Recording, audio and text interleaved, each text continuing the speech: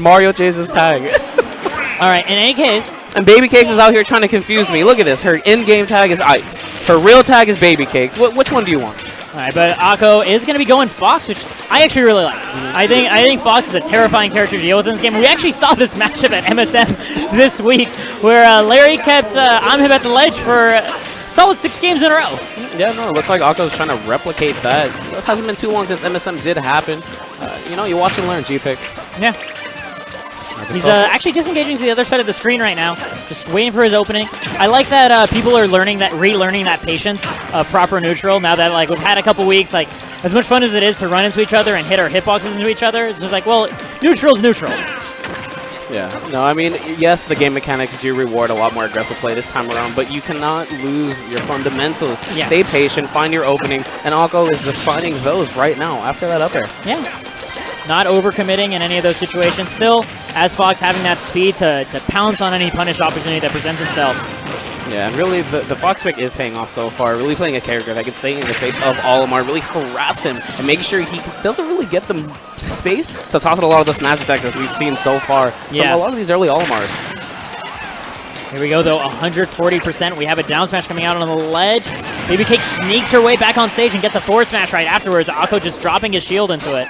Yeah, Babycakes mixing him up right there. It looks like Akko was not expecting the backer to go right behind him and crossing up the shield. That's the important thing to know is that you have to remember when your opponent is in the air, they're probably going to cross you up because they want to make sure they're safe from your shield grab right afterwards. Yeah, especially with the new game's mechanics. You actually flow a lot more with your moves when you do toss them out. Yeah. Mainly, it would be the... Well, dash attacks would cross you up as well. I think it's really only the jabs that mostly stay in front of you. Good down tilt. Not losing anything else. I would like to see maybe another down tilt, possibly a forward air after that. Oh, this is actually pretty scary. Double purple. This is actually a ton of potential shield pressure. Like a run-up up smash, if it's blocked, that actually gives Olimar an opportunity to run up and up smash again. And if the opponent tries to block that second one, it's either poking or breaking their shield. Yeah, no, and at these percents, if Babycakes was able to land that up smash, she would actually be able to combo into it. Oh, yeah. But, I mean, new Pikmin lineup, new batch of horrors for Akko to have to deal with. In the meantime, it's going to be tossed off stage over and over again. Not going to be caught on his wake up, though. He jumps over the situation, finds himself a grab, and gets himself back to center stage. Yeah, but Akko sends Babycakes right back up in the air. She does land nicely. Tossing out a couple more of those Pikmin. Get any percent. Try to find this grab, but she doesn't have the blue Pikmin. So really, Akko doesn't be too worried about that grab right now. He's not going to lose the stock for it. Yeah. So the purple is on deck.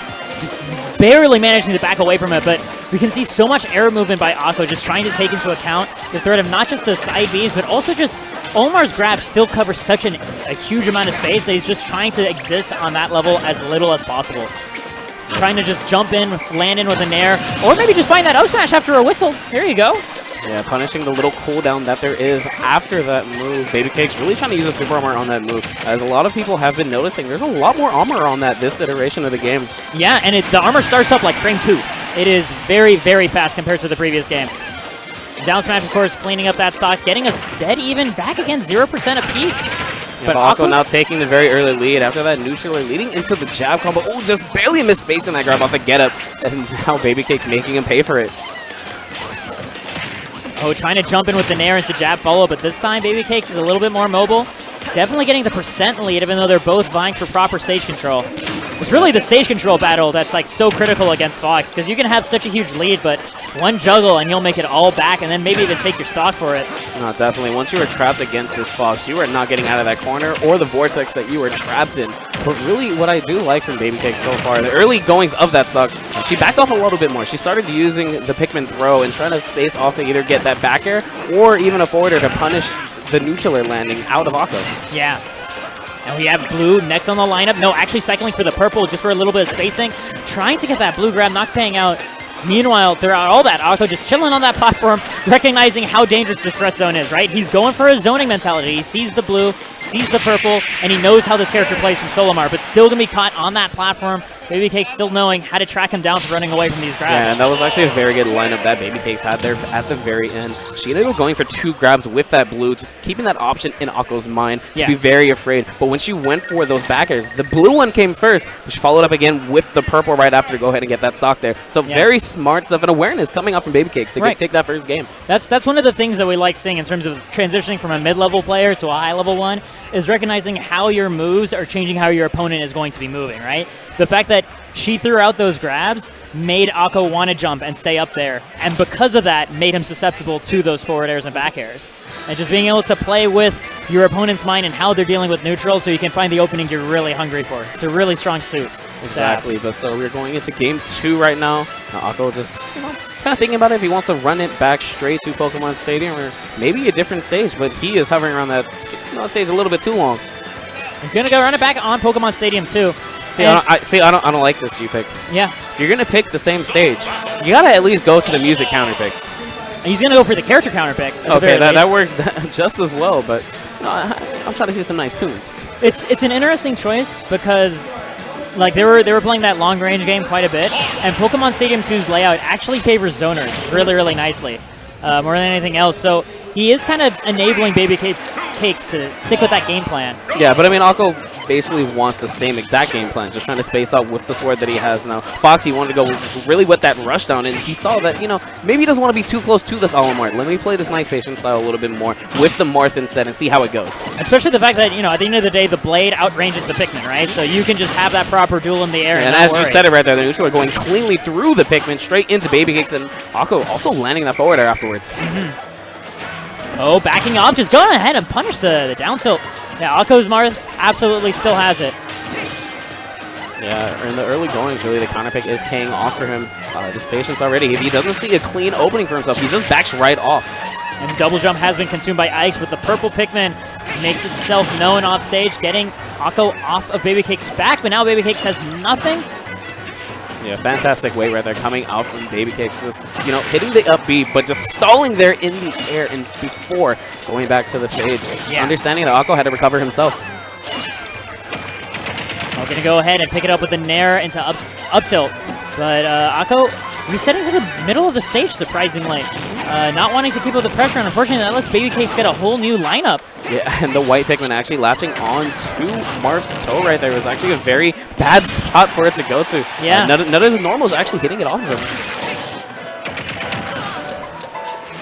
Yeah, another tilt to put Akko right back in the air. Great parry, but no punish right there. Babycakes keeping it very safe. Oh, gonna look for a grab. I see 2 blues on deck right now. The confidence to actually stay in shield with all this pressure by Akko. Right, Babycakes recognizing that jumping out of shield in that situation can actually get you just smacked really hard with a tipper.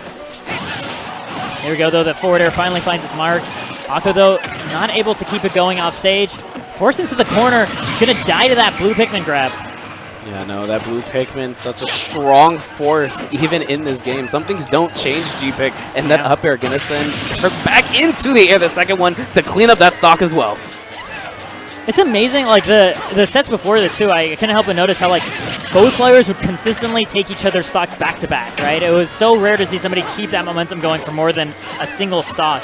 Yeah, with a very fast-paced game like this in this new iteration into Ultimate, and a lot of moves hitting a lot harder than they did before. Yeah. In that Angel platform, when you have that a little bit of time with invincibility, you're most likely going to put a hurt on someone or possibly even take that stock, as we've been seeing. Yeah. Dropping right through the platform, but still having a large deficit. Akko looking in a rough position compared to how this game started. I mean, Babycakes having full control of that center zone. Oh, there we go. Forward air. Oh! Purple Pikmin yet again coming in the clutch. Getting Akko off of Babycakes there. Yeah. Yeah, that purple Pikmin was actually a terrible one for Akko. He didn't really know how to get around that double projectile in the way. He was used to being able to toss out a forward air and to really just beat out the other Pikmin, but that purple is such a force. Yeah, and it's so good on defense and on offense. There we go, and another purple grab punishing the aggression, and only 45% on Babycakes. And I have to worry about Akko because so far, when he's found his few hits, he hasn't been able to leverage that into a proper advantage state, especially when it comes to killing these Pikmin and just kind of making sure that they stay dead. more importantly, Akko just does not know how to get the Pikmin off of his toes. It's very unfortunate. Like, the only thing I can think of is for him to go with that downer, but it's so laggy that Akko's going to have that time to really just run, or Babycake's going to have the time to run up to Akko and just punish him for it. Yeah. Oh, just barely out of range, but still not having time to punish the air dodge. All right, again, the purple coming in there, breaking up that ledge opportunity for Akko. Babycakes just running back and forth, trying to find her opening yet again. The blue one tossing out, just racking up some more percent. The red one latched on too. Yeah. Not going to be able to find the forward tilt, getting picked up by that down tilt. Akko going off stage, barely whipping that forward air, unfortunately for him, but Babycake seizes on that, finds the down smash right afterwards. I really like this from Babycakes, just tossing out these forward smashes, being a little aggressive off stage, but just making sure that she is just trapping Akko, and just like that trade not going in favor of Akko. He's still stuck here at this ledge. Oh, the last hit of Dancing Blade not connecting. That is so unfortunate. Yeah, Akko's in a very tough situation because even after he takes the stock, he has a full fresh one he's going to need to deal with. So much pressure by Olimar on the ledge. Is it going to be a grab? Is it going to be a smash attack? You don't know. Yeah, you got to be wary of the blue Pikmin right there. But she ends up doing that upper. The blue Pikmin is in the back now, but she's tossing out the Pikmin to go ahead and help her case. Wow, great tech right there to go ahead and come back too. Incredible. Babycakes lets that, like, cheats out some more life on that stock. Tossing out the white Pikmin as well. That would have been terrible if it landed, but that forwarder to catch the getup. Yo, that was a phantom Pikmin call. I didn't know that was still an ultimate. He tried to do an F smash. I mean, Olimar tried to do an F smash, right? And then the Pikmin just stayed put next to him. Didn't even leap forward. Now looks like they do need to be set, G-Pick.